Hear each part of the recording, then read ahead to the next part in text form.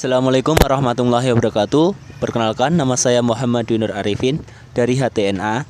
Di sini saya akan mempresentasikan tugas kaidah fikih yang berjudul Al-Adah Muhakkamah. Pengertian kaidah secara bahasa al-adah diambil dari kata al-audatau muawaddah yang artinya berulang-ulang. Terdapat istilah lain dari al-adah yaitu al-urf yang secara harfiah berarti suatu keadaan, ucapan maupun perbuatan. Sedangkan arti muhakkamah adalah putusan hakim dalam pengadilan dalam menyelesaikan sengketa. Jadi, maksud kaidah ini bahwa sebuah tradisi baik umum ataupun khusus itu dapat menjadi hukum untuk menetapkan hukum syariat Islam atau hujjah, terutama oleh seorang hakim dalam sebuah pengadilan selama tidak atau belum ditemukan dalil nas yang secara khusus melarang adat itu, atau mungkin ditemukan dalil nas tetapi dalil itu terlalu umum sehingga tidak bisa mematahkan sebuah adat. Dasar kaidah ini adalah surat Al-A'raf ayat 199 yang artinya, jadilah engkau pemaaf dan suruhlah orang mengerjakan yang ma'ruf serta berpalinglah dari orang-orang yang bodoh. Definisi adat dan urf. Kata urf berasal dari etimologi yang berarti sesuatu yang dipandang baik dan diterima oleh akal sehat. Sedangkan secara terminologi seperti dikemukakan Abdul Karim Zaidan, arti urf berarti sesuatu yang tidak asing lagi bagi masyarakat karena telah menjadi kebiasaan dan menyatu dengan kehidupan mereka, baik berupa perbuatan ataupun perkataan. Istilah urf dalam pengertian tersebut sama dengan pengertian istilah al-adah atau adat istiadat. Kata al-adah itu sendiri disebut demikian karena ia dilakukan secara berulang-ulang sehingga menjadi kebiasaan masyarakat. Persamaan dan perbedaan adat dan urf. Persamaannya meliputi urf dan adah merupakan sebuah pekerjaan yang sudah diterima akal sehat, tertanam dalam hal dan dilakukan berulang-ulang serta sesuai dengan karakter pelakunya. Sedangkan perbedaannya, urf hanya menekankan pada adanya aspek pengulangan pekerjaan dan harus dilakukan oleh sekelompok. Sedangkan objeknya lebih menekankan pada posisi pelakunya. Adah hanya melihat dari sisi pelakunya dan boleh dilakukan pribadi ataupun kelompok, serta objeknya hanya melihat pada pekerjaan.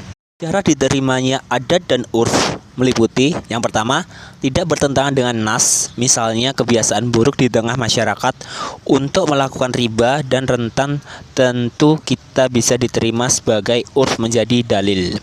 Yang kedua, mengandung maslahat, misalnya urf atau kebiasaan yang berlaku di tengah masyarakat bahwa penjual dan pembeli tidak harus saling bercakap-cakap secara langsung dalam akad jual beli, namun cukup dengan kode atau isyarat saja, asalkan keduanya sama-sama mengerti.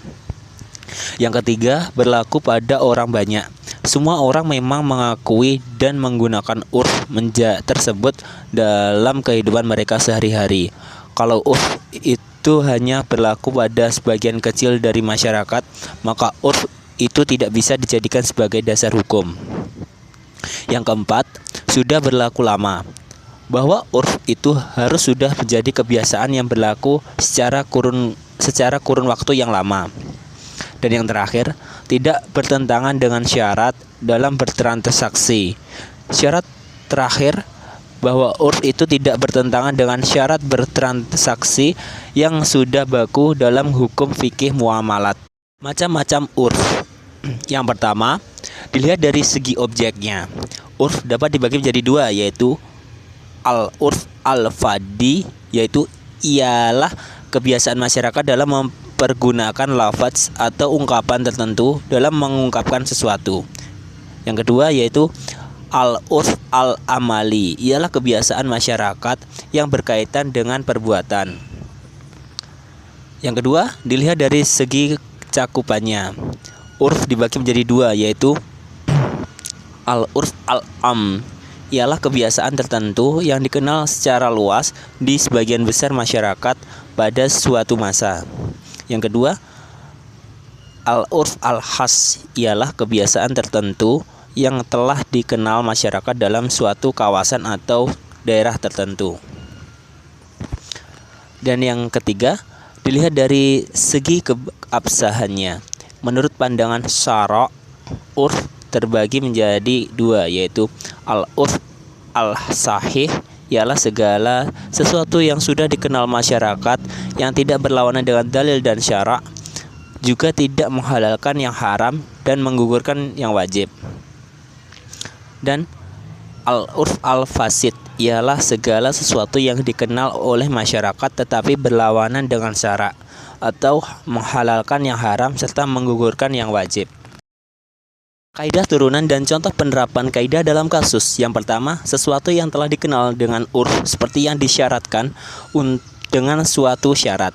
Contohnya yaitu kasus menjual buah di pohon. Menurut kias, hukumnya tidak boleh dan tidak sah karena jumlahnya tidak jelas. Tetapi karena sudah menjadi kebiasaan yang umum dilakukan di tengah-tengah masyarakat, maka ulama membolehkannya. Yang kedua, sesuatu yang telah dikenal di antara pedagang berlaku sebagai syarat di antara mereka.